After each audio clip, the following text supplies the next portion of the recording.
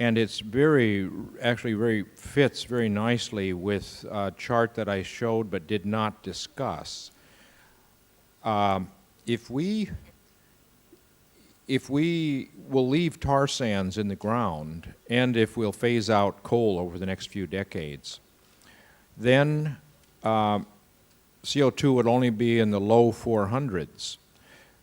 But as you, on that graph that I showed some pathway to get back to a lower CO2 amount. That pathway was, in fact, based on the assumption that there's a potential for reforestation of the degraded lands. We have a lot of degraded lands on this planet which potentially can store a lot of carbon, which you showed so beautifully.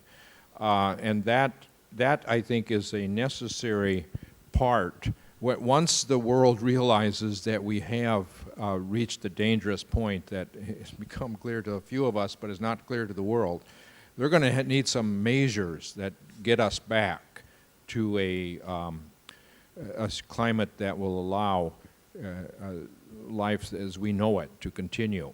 And that is one of the ways to restore those degraded lands.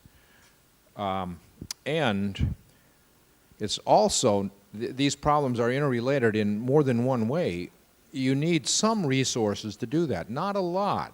As he made clear, it doesn't take a lot of resources, but when we put a carbon price on fossil fuels, the money that is generated, especially because we're going to need not only to have internal collection of money and distribution to the citizens within that country, but if there are countries that don't have carbon price, you'll need to put a duty on products that are made with fossil fuels and imported from those countries. That'll generate a substantial amount of money, and that should be used for those countries and places where you need to protect the ecosystems and regenerate some of the ecosystems. Yes, I think some people here might have very specific questions for you. 1, 2, okay, 1, just remember, okay, your number, 1, 2, 3, 4, 5. Okay, let's go with the first 5. Number 1. Thank you. I asked a question yesterday about an extinction level event for carbon dioxide. Stanley Fullerman, in his latest book, stated that the extinction level for human beings is 22% carbon dioxide in the atmosphere, and that we started at 9, we're going to 11% now. You talk in parts per million. So I was wondering if you wanted to, I mean, part of the problem is people don't realize how serious carbon dioxide emissions are. And you mentioned tipping points, but we don't state, okay, how far can we tip the scale where there is no return, and that we're just headed, we're headed for extinction. That was my question yesterday. Okay. Yeah. Humans are remarkably resilient and have control of technology, so it's pretty hard to drive humans to extinction, I think. We'll drive a lot of other species to extinction first, unfortunately. But it is actually not entirely a academic question. There is only a range of conditions in which a planet does have liquid water on its surface. If you're too far away from the sun, then the water is frozen, as it is on Mars. And if you're too close to the sun, like Venus, then it has become warm enough. Venus once had liquid water, ocean, on its surface when the sun was younger. When the solar system was formed, was young, the sun, which is a normal main sequence star, it's burning hydrogen, combining by nuclear fusion hydrogen to make helium in the core, and it's slowly getting brighter over time. It was 30% dimmer early on, but as it got brighter, Venus began to get warmer and the ocean began to evaporate and finally reached a point where it went, and it got the runaway greenhouse effect and boiled the atmosphere the ocean into the atmosphere and became so hot then that the CO2 in the crust was baked out, and it now has 90 bars of pressure, almost all CO2. Well, the Earth has froze over in the past when the sun was dimmer. We had a snowball Earth.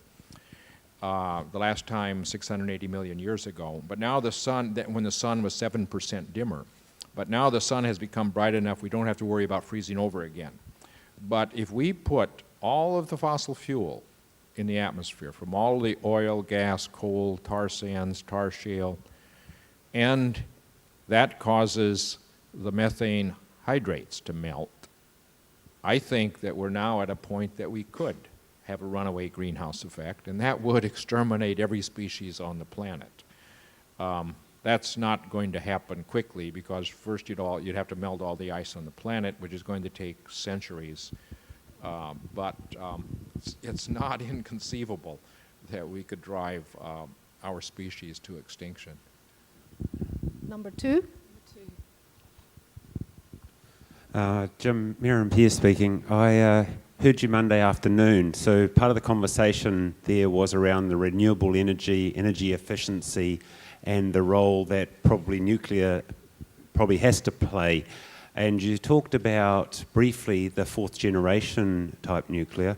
What do you see as things that are progressing well in the development of better use of nuclear processes? And what are some of the challenges or the old school that are still clinging on to the older nuclear technology and not allowing the development that may help get around the waste issue from nuclear production, which is one of the main concerns? Yeah. The current generation of nuclear reactors are light water reactors, which burn less than 1% of the nuclear fuel, with the other 99+% ending up in a waste pile which has half-life of more than tens of thousands of years. So it's a big problem. And if that were the furthest our technology could go, then I would be skeptical about nuclear being a huge player, though there is enough uranium to last for a few centuries. But that waste pile is a problem. You would have more and more of that. But fourth generation nuclear power is a type where they allow the neutrons to go. They don't slow them down with water. And that allows the reaction to burn essentially all of the nuclear fuel, more than 99% of it. And the waste product that is left is much smaller in volume, and its half-life is measured in decades instead of tens of thousands of years. So and those kind of reactors can burn the current nuclear waste, as well as the weapons-grade material of which we have an excessive amount. And so even with just the waste that we have and the weapons material, we have enough fuel for more than 1,000 years. And there's enough uranium that you can sieve out of the ocean to last for billions of years. So it makes nuclear an inexhaustible energy source, the same way as the sun and the wind are inexhaustible. So it should be because we have not been able to find an alternative baseload electric power, and I really feel it's really has been a bad, some environmental groups are dead set against nuclear of any sort, and unfortunately, and they leave the impression that the sun and the wind can do everything, but it's very unlikely that the sun and wind are going to be able to do everything. So at least we should allow these alternatives to compete, and if we have a rising price on carbon, then efficiency, renewables, and nuclear power can compete. And some countries may not want nuclear power, fine. But I don't see a country like China and India being able to get their electric power without the benefit of nuclear. So what we need to do is make it as safe as possible, stay on top of the technology so that we make it as resistant to the potential of weapons use as possible. And I think that's that is possible, and I'm very sorry that we haven't taken. I mean, the United States was ready to make a fourth-generation nuclear plant a few decades ago, but the anti-nuclear people convinced the administration not to do it, and canceled that research and development, which is a big mistake in my opinion. But there are now 7 different countries that are doing the R&D on fourth-generation nuclear, and so I think we need to. I think that is potentially a big player in getting carbon-free energy. Number 3. Hello, Nigel Lam, engineer. I'd like to ask about the 2 degrees rise, effect of 2 degrees rise on the seawater sea level. There was an indication in one of your slides saying it's 25 meters. In Hong Kong, we got a new director of observatory who is not a global warming alarmist.